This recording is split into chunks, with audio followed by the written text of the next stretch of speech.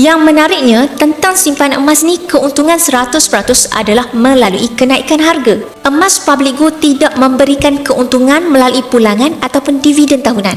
Tapi bukan bermakna simpan emas Public Gold tak boleh untung. Contoh yang ini 10 dinar 3 tahun lepas. Saya beli dan saya bayar pada harga RM13,020.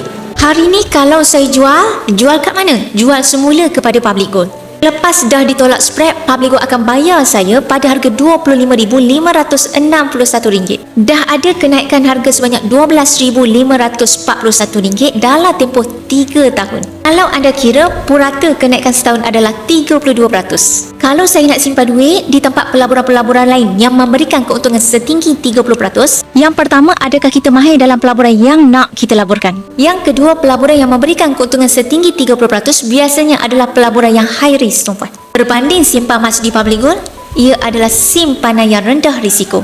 Beli emas, dapat emas di tangan. Bagi hari ini nak mulakan simpanan, jom klik sign up untuk saya bimbing secara percuma.